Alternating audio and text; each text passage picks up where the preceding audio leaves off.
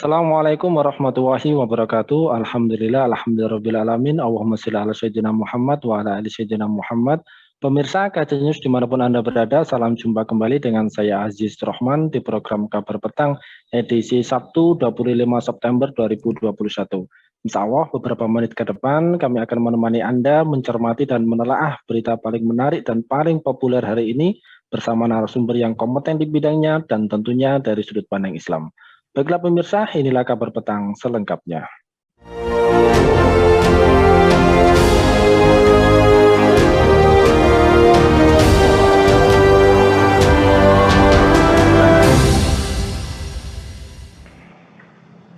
Pemirsa, belakangan ini pemerintah Cina membuat berbagai aturan baru untuk mengurangi waktu online generasi muda di negara tersebut, yang mereka anggap sebagai hal yang berbahaya. Contohnya, mereka membatasi warganya yang berusia di bawah 18 tahun dalam bermain game online, yang hanya bisa dilakukan pada hari Jumat, Sabtu, Minggu, ataupun hari-hari libur yang lain dengan durasi yang terbatas. Mereka pun mewajibkan platform media sosial dan juga perusahaan game untuk mewajibkan penggunanya menggunakan nama asli untuk mendaftar, termasuk memasukkan nomor telepon dan identifikasi lain saat melakukan pendaftaran. ByteDance juga menyatakan akan menyediakan konten khusus anak-anak dan remaja yang akan muncul di Youth Mode. Konten tersebut berisi bermacam eksperimen ilmu sains, pameran seni di museum, pemandangan indah dari berbagai tempat, pelajaran sejarah, dan lain sebagainya. Nah, menanggapi terkait dengan hal tersebut, juga terkait dengan fenomena TikTok yang cukup viral hari ini, maka bagaimanakah tren viral di TikTok, apa yang dipromosikan TikTok, serta konten-konten atau tema apa yang sedang viral, serta juga bagaimana dampaknya bagi generasi muda kita. Pemirsa, untuk membahasnya kami telah terhubung dengan seorang praktisi media sosial sekaligus digital entrepreneur, Bung Pombi Saiful. Kita sapa dulu beliau. Assalamualaikum warahmatullahi wabarakatuh, Bung Pombi. Waalaikumsalam, Bang Aziz. Gimana? Baik, Sehat? alhamdulillah. Sehat juga ini, Bung Pombi. Ya. Ya, baik Bung, langsung saja ini. Kalau kita melihat TikTok ya, hari ini kan memang benar-benar cukup viral ya aplikasi ini ya. TikTok sendiri juga mengubah wajah internet. Aplikasi tersebut juga menjadi suatu fenomena kebudayaan begitu. Memiliki algoritma yang bekerja yang tidak pernah ada atau belum pernah dilihat sebelumnya. Nah, menurut Anda bagaimanakah aplikasi atau bagaimanakah TikTok ini dan bagaimanakah Anda mencermati tren viral di TikTok saat ini, Bung Pombi? Oke. Assalamualaikum warahmatullahi wabarakatuh, pemirsa Kabar Petang. Warahmatullahi wabarakatuh. Terima kasih Bang Aziz bahwa TikTok yang saat ini itu menjadi sebuah fenomena. Ini sebenarnya juga fenomena sosial, fenomena teknologi, ya juga fenomena bisnis ya. Karena tiga hal ini menyatu di dalam beberapa di masa pandemi ini. Nah, kalau kita lihat ya, fenomena ini sudah berlangsung sebenarnya sejak tahun 2016 itu TikTok melaunching di Cina, kemudian 2017 yang secara worldwide. Kita lihat data di ini ya, di tahun 2020, selama 1 tahun 2020 itu TikTok mengalami sebuah menggeser ya fenomena dari aplikasi yang paling banyak didownload di dunia. Ya, kita lihat di data tersebut bahwa tahun 2020 TikTok menduduki ya selama 1 tahun itu TikTok menduduki nomor 1 paling banyak didownload ya oleh netizen di seluruh dunia. Ya, jadi TikTok itu menggeser ya yang sebelumnya itu keluarga Facebook, artinya Facebook Group itu ya Facebook Messenger, Instagram ya, kemudian WhatsApp, ini adalah Facebook Family ya, dimiliki oleh Facebook yang kemudian digeser oleh TikTok ini. Nah, inilah kemudian yang membuat terpaksa ya Facebook atau Instagram itu membuat sebuah fitur ya di Instagram yang mirip atau bisa jadi terinspirasi atau bahkan meniru dari fitur TikTok, yaitu Reels ya, video yang backsound-nya itu musik, kemudian video-video pendek ya seperti itu. Nah, kita lihat tentang TikTok, fenomena TikTok ini ya. Jadi di TikTok itu 1,9 miliar ya miliar dolar ya. Itu pendapatan di tahun 2020. Naik pendapatannya 457% ya dari tahun yang kemarin. Nah, pengguna TikTok yang aktif itu sampai di Q 2020 itu sudah melebihi 1 miliar pengguna ya. Nah, inilah yang membuat fenomena baru. Hampir setiap orang sekarang mempunyai ataupun aktif di TikTok. Nah, seberapa TikTok ini ya, ini di launching September tahun 2016 ya di Cina, kemudian September 2017 itu secara internasional. Nah, ini perusahaan dari Beijing ya, Cina ya, yang mendirikan itu adalah Zheng Yiming ya, Zhou Zhisu, kemudian Vanessa Papas. Nah, sebenarnya ini kalau kita sebut sekarang ini aplikasi sosial media, ini mereka sendiri tidak menyebut demikian. Video sharing pun ini diistimewakan, tapi karakter yang dikenalkan oleh TikTok itu adalah sebagai self expression. Ya, sosial media jelas artinya apa? Di TikTok ini adalah mendukung tentang kalau orang-orang yang ingin mengekspresikan ya pribadinya, pendapat pribadinya dan sebagainya, TikTok itu akan menjadi alternatif yang paling baik. Karena itulah kemudian TikTok menyebut dirinya self-expression social media, bukan hanya sekedar video sharing. Nah, pengguna TikTok ya dari tahun ke tahun itu selalu naik ya. Ini sangat linear sekali, booming ya, sangat. Dari data ini kita melihat bahwa tahun 2018 ya sampai tahun 2021 pengguna TikTok itu sangat naik tajam. Ya, sampai sekarang sekitar 3 miliar di-download ya, sampai 3 miliar di-download, dan pengguna aktifnya itu setiap bulannya itu mencapai sekitar 890 atau 900 juta orang aktif ya. Ya, aktif. Artinya pengguna itu yang aktif itu apa? Aktif untuk browsingnya, aktif untuk membuat konten dan lain sebagainya.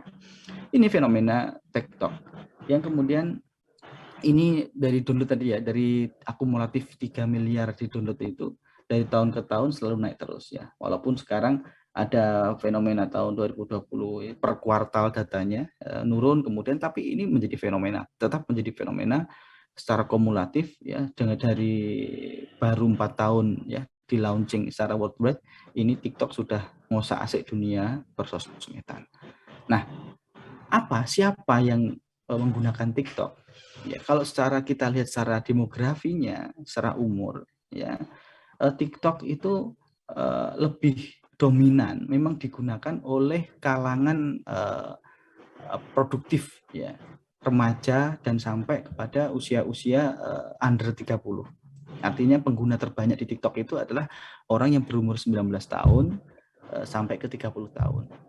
Ya, walaupun juga pengguna TikTok ini yang di atas 39 tahun juga tidak bisa kita remehkan ya, artinya 19% ya dari misalnya 3 miliar itu kan juga banyak juga, artinya ini market yang luar biasa.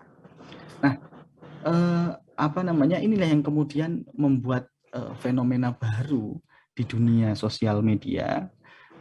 TikTok pendatang baru tapi mulai mengubah ya. Apa bedanya dengan sosial media yang lain misalnya seperti itu. Nah, kalau kita lihat dari Facebook, kemudian YouTube, kemudian Instagram dan sebagainya, itu secara algoritma memang membatasi sebuah konten itu viral ya, seperti itu. Bahkan kalau kita punya fanpage di Facebook misalnya, mungkin kalau kita posting itu hanya sekitar maksimal itu 10%-nya aja yang terjangkau. Ya. Atau bahwa kita punya akun pribadi, itu juga dibatasi algoritma bubble-nya si Facebook, yang artinya orang-orang yang tidak pernah berinteraksi itu yang nggak dapat nggak dapat konten kita, nggak bisa melihat konten kita. Nah kayak gitu, ini yang menjadi alternatif ekspresi ya, netizen menggunakan TikTok ini. Gitu Bang Aziz.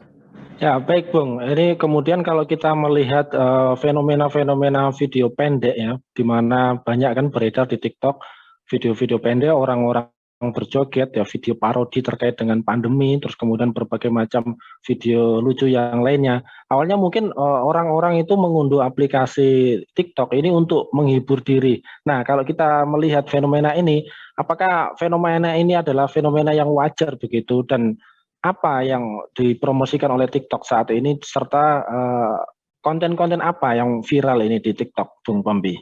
Ya, kalau kita lihat fenomenanya ini kan sebenarnya ini yang membedakan lain juga. Kita itu kalau di TikTok tanpa mempunyai akun pun bisa mengakses videonya. Ya, bisa mengakses konten-kontennya. Ini apa namanya? Kelebihannya di TikTok. Yang mungkin kalau kita mau apa namanya? Melihat konten-konten di Instagram ya harus punya akunnya atau kontennya dan sebagainya. Jadi lebih bisa dinikmati pun tanpa harus punya akun. Yang kedua tentang video-video pendek seperti ini, sebenarnya Punya ini akunnya ya, tanpa harus ya punya akunnya. kalau mau upload ya baru harus punya akun. Kalau kita cermati bahwa video-video pendek ini sebenarnya cenderung lebih disukai ya orang.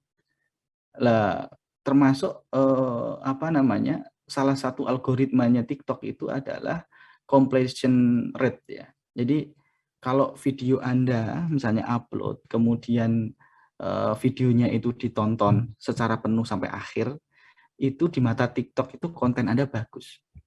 Makanya apa? Maka kita itu membuat para user TikTok itu membuat video itu nggak usah panjang-panjang. Supaya apa? Supaya ditonton habis. Ya kalau udah ditonton habis, nanti direkomendasikan oleh TikTok itu ke pengguna user lain atau kita sebut dengan muncul di FYP atau FYP for your page. Nah, ini salah satu penilaian di TikTok juga. Nah, ini yang kemudian membuat orang itu kan kadang mendengar atau melihat video tayangan yang lebih lama itu kan kadang bosen, kadang ini sebagainya. Nah, makanya di TikTok itu muncul dengan yang baru ya, dengan video-video pendek yang ya sebagai hiburan awalnya kan seperti itu hiburan. Bahkan juga banyak konten-konten yang memang untuk dewasa di sana. Karena memang basisnya itu TikTok itu dulu lahir dari memang video base musik. Memang kalau kita lihat konten-konten di TikTok ya mungkin 3-4 tahun yang lalu mungkin isinya itu ya cuma joget-joget ya. Namun perkembangan terakhir ini semakin banyak pengguna dengan karakter masing-masing, banyak dengan konten-konten variasi yang tidak hanya joget-joget saja. Ada yang konten masak, kuliner, ada konten komedi, Ya, ada baik Bung. iya konten-konten yang memang Agak terputus ya ini jaringannya. Silakan dilanjut. oh iya, jadi Ya. konten-konten TikTok semakin variatif, bukan hanya joget saja, karena banyak penggunanya, semakin banyak penggunanya, ya. Bahkan apa namanya, ada konten dakwah, ada konten kuliner, ada konten komedi, edukasi, tips-tips dan sebagainya itu masuk di TikTok dengan tak sedikit pula. Nah, fenomena seperti itu, jadi tergantung penggunanya ya. Kalau kita lihat wah TikTok itu dark banget ya, gelap, sosial media yang gelap misalnya, isinya jelek-jelek ya, ya itu mungkin bisa 3 atau 4 tahun yang lalu ya. Tapi akhir-akhir ini, ya, apalagi di masa pandemi ini, orang yang kemudian menginstal TikTok ya, kemudian jadi konten kreator di TikTok itu bukan hanya tipe-tipe joget-joget dan sebagainya, karena TikTok juga memfasilitasi itu ya dengan adanya kategori-kategori itu. Gitu Mas. Ya, baik Bung Pompi. Ini kalau kita melihat TikTok sendiri kan mengklaim misinya untuk menginspirasi kreativitas dan juga membawa kegembiraan. Nah, apakah cara kerja aplikasi itu ini justru beresiko ini mengancam cara generasi muda untuk melihat dunia? Dan kira-kira menurut Anda ini dampak TikTok sendiri untuk generasi muda kita ini bagaimana, Bung Pompi? Iya, kalau kita membiarkan konten di TikTok itu karena gini, di TikTok ini mungkin beda dengan di Facebook, di Instagram atau di yang lain ya, sangat ketat sekali. Misalnya kita menggunakan apa namanya caption atau konten yang tentang musuh politik dari rezim Gaza nanti akan di-ban dan sebagainya. Nah, TikTok ini lebih longgar, ya, lebih apa namanya memberi kebebasan. Tapi mau kebebasan definisi kebebasan ala Barat ya. Artinya Anda itu seorang misalnya maaf LGBT itu bisa berekspresi di TikTok, kemudian Anda itu seorang apa namanya yang memang berbahaya ya, berbahaya penyakit-penyakit jiwa sosial dan sebagainya bagi generasi muda, konten-konten porno dan sebagainya itu bisa masuk. Ya, lebih bisa masuk di apa namanya di TikTok ini. Nah, makanya kalau kita gini, kita mau apapun ya TikTok itu akan terus naik. Jadi sebenarnya apa yang kita bisa lakukan untuk ini ya, artinya bagaimana menyalakan lilin di dalam kegelapannya TikTok gitu loh ya. Jadi nggak kemudian menjudge, oh iya mau gimana lagi, kita mau diam, kita mau ngapain, TikTok itu tetap banyak yang install ya, banyak yang apa namanya masuk ke dalamnya ya, apa maka kita harus jangan berdiam diri, ya udah masuk aja ke sana dengan konten-konten yang lebih apa positif ya, seperti itu. Ya, baik Bung. Lantas kemudian menurut Anda ini apa kira-kira yang membedakan antara TikTok dengan aplikasi-aplikasi media sosial yang lainnya? Bagaimana Anda melihat ancaman, tantangan dan juga peluang ya di dalam aplikasi TikTok ini? Ya, tadi sudah saya jelaskan beberapa perbedaan terutama di algoritmanya yang lebih bisa lebih bisa jangkauannya, reach postingan di TikTok itu akan lebih menyebar luas atau viralitasnya lebih tinggi ya di TikTok. Bahkan ada fasilitas mudah ya, kalau kita install aplikasi TikTok itu Anda suka dengan sebuah konten di TikTok bisa langsung di-save ya, kemudian disebarkan di platform lain ya. Makanya banyak sekali di Facebook itu kontennya TikTok, ada logo konten-konten TikTok, di Instagram itu yang di-upload tuh banyak menyebar konten-konten dari TikTok. Di WhatsApp pun lebih banyak juga konten-konten dari TikTok ya, dikenali dari logonya itu kan ketika menyimpan video di apa namanya TikTok kemudian disebarkan itu langsung dengan mudah di-download. Berbeda dengan Instagram, dengan Facebook dan sebagainya, perlu aplikasi-aplikasi tambahan untuk mendownloadnya.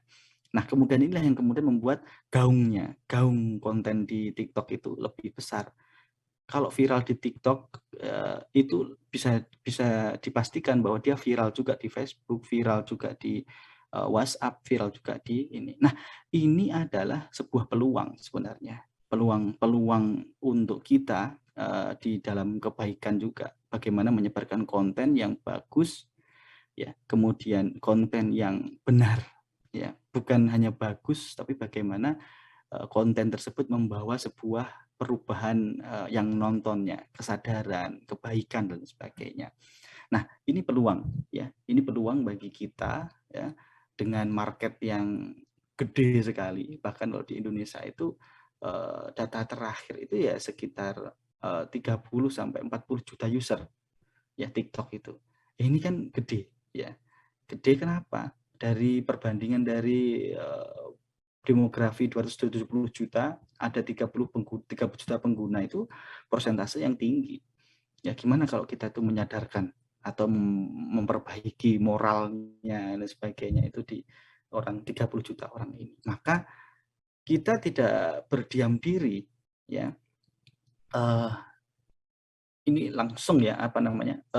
Kita kemarin ya baru 1 bulan kita melaunching sebuah jaringan TikToker kaum muslimin yang apa namanya agar semakin luas ya kita menyatu bersyarat bareng-bareng dengan apa membawa hashtag penyeru kebaikan di TikTok. Bisa dilihat datanya ya. Jadi hashtag ini, komunitas ini baru kita launching sekitar 2 minggu yang lalu. Namun views-nya ya sampai sekarang itu apa namanya 9,4 juta views ya, baru 2 minggu ini hashtag penyeru kebaikan itu baru kita launching, itu sudah menjangkau atau dilihat video-videonya, konten-kontennya itu sudah dilihat 9,4 juta. Ini bukan fenomena yang ini apa namanya ya, ini luar biasa. Ini tidak dimiliki oleh mungkin platform lain.